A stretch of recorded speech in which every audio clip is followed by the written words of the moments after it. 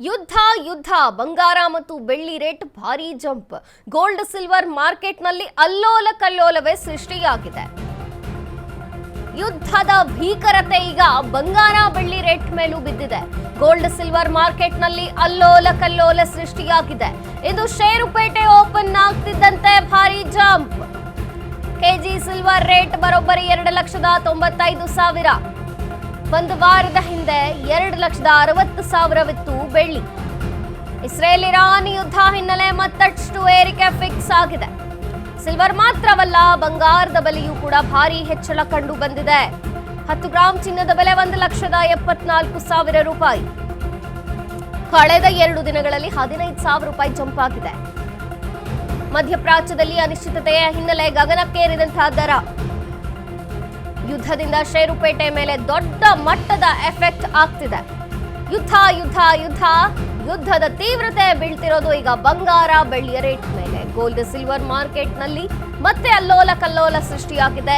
ಷೇರುಪೇಟೆ open ಆಗ್ತಿದ್ದಂತೆ ಭಾರೀ jump ಕಂಡು ಬಂದಿರುವಂತದ್ದು. KG silver rate 2,95,000 ಈಗ. ಒಂದು ವಾರದ ಹಿಂದೆ 2,60,000 ಇತ್ತು ಬೆಳ್ಳಿ. ಇಸ್ರೇಲ್ ಇರಾನ್ ಯುದ್ಧದ ಹಿನ್ನೆಲೆಯಲ್ಲಿ ಮತ್ತಷ್ಟು ಏರಿಕೆ ಈಗ ಫಿಕ್ಸ್. ಸಿಲ್ವರ್ ಮಾತ್ರವಲ್ಲದೆ ಬಂಗಾರದ ಬೆಲೆಯಲ್ಲೂ ಕೂಡ ಭಾರಿ ಹೆಚ್ಚಳ ಕಂಡು ಬಂದಿದೆ. 10 ಗ್ರಾಂ ಚಿನ್ನದ ಬೆಲೆ 1,74,000 ರೂಪಾಯಿ. ಕಳೆದ 2 ದಿನಗಳಲ್ಲಿ 15,000 ರೂಪಾಯಿ ಜಂಪ್ ಕಂಡಿದೆ. ಮಧ್ಯಪ್ರಾಚ್ಯದ ಅನಿಶ್ಚಿತತೆಗೆ ಬಂಗಾರ ಬೆಳ್ಳಿಯ ದರ ಗಗನಕ್ಕೇರಿದೆ. ಯುದ್ಧದಿಂದ ಷೇರುಪೇಟೆಯ ಮೇಲೆ ಬಹುದೊಡ್ಡ ಎಫೆಕ್ಟ್ ಆಗ್ತಿದೆ.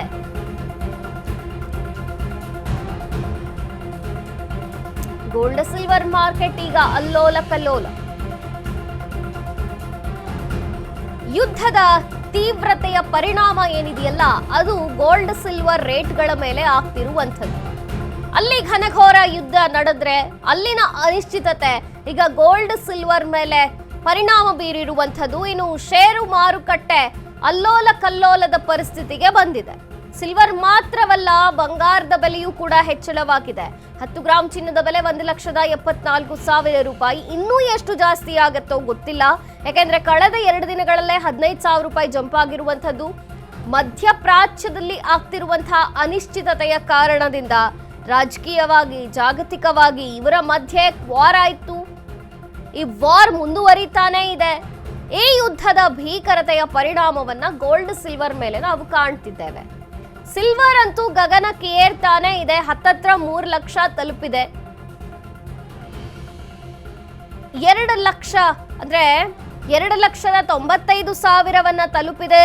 ಸಿಲ್ವರ್ ಮಾರ್ಕೆಟ್ ಓಪನ್ ಆಗ್ತಿದ್ದಂತೆನೆ ಹತ್ತತ್ರ 3 ಲಕ್ಷ ತಲುಪಿದೆ. ಯುದ್ಧದ ಭೀಕರತೆಗೆ ಇನ್ನು ಯಾವೆಲ್ಲ ಪರಿಣಾಮಗಳು ಬೆಳ್ಳಿ ಬಂಗಾರದ ರೇಟ್ ಮೇಲಾಗತ್ತೋ ಗೊತ್ತಿಲ್ಲ.